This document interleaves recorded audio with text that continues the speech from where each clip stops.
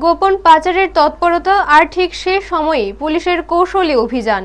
গোপন সূত্রে পাওয়া খবরের ভিত্তিতে অভিযান চালিয়ে উল্লেখযোগ্য সাফল্য পেল পূর্ব থানার পুলিশ।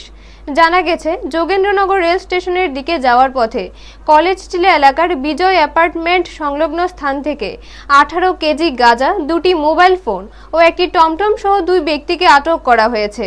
পুলিশের দাবি, অভিযুক্তরা গাঁজা পাচারের উদ্দেশ্যে রওনা হয়েছিল।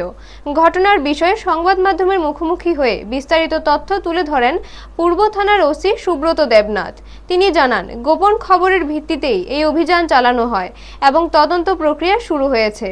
পুলিশ সূত্রে খবর, আটক ব্যক্তিদের বিরুদ্ধে প্রযোজ্য আইনে মামলা রুজু করে পরবর্তী আইনি পদক্ষেপ গ্রহণ করা হচ্ছে।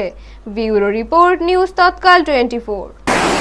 গতকালকে বিকাল 3:30 নাগাদে আমার কাছে একটা গোপন সূত্রে খবর আসে যে একটা টমটমে কিছু এনডিপিএস আইটেম নিয়ে যোগেন্দ্রনগর উদ্দেশ্যে রেল স্টেশনের উদ্দেশ্যে যাবে। এইটা আমি সাব ইন্সপেক্টর সমরেশ চাকমা এবং থানার অন্যান্য অফিসার, টিএসআর স্টাফ, তারা বিভিন্ন জায়গাতে অ্যাম্বুশ করা হয়েছে ফাইনালি আমরা টমটমটাকে ডিটেন করেছি যে কলেজটা ল কলেজের সামনে দিয়ে যে রাস্তাটা গিয়েছে এই বিজয় অ্যাপার্টমেন্টের দিকে, ওই রাস্তার মাঝখানে আমরা টমটমকে ডিটেন করেছি।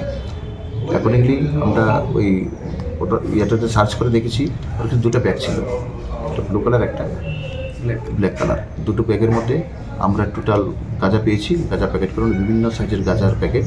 তো টোটালি আমরা যে ওয়েট করেছি এটাতে বেরিয়েছে 18 কেজি গাঁজা। তো অ্যাকর্ডিংলি আমরা ওদেরকে ডিটেন করেছি, 2জন টমটম চালক এবং যার সাথে ব্যাগ ছিল 2জনকে আমরা অ্যারেস্ট করেছি এবং সেই 18 কেজি গাঁজা আমরা সিজ করেছি। একটা অটোমেটিক স্পেসিফিক কেস রেজিস্ট্রেশন করেছি। 2জনের নাম কি এবং কত টাকা বাজার মূল্য রয়েছে? এখন যে 2জন ছিল, একজন হলো প্রদীপ দাস, ওনার বাড়ি ভাটিয়াপুরনগর দিকে, আর একজন হলো আশিস নমো, ওনার বাড়ি হলো 79 জি 79। তো অ্যাকচুয়ালি আর ভ্যালু অফ সিজড আর্টিকেলস যেটা হলো এখানে 18 কেজি।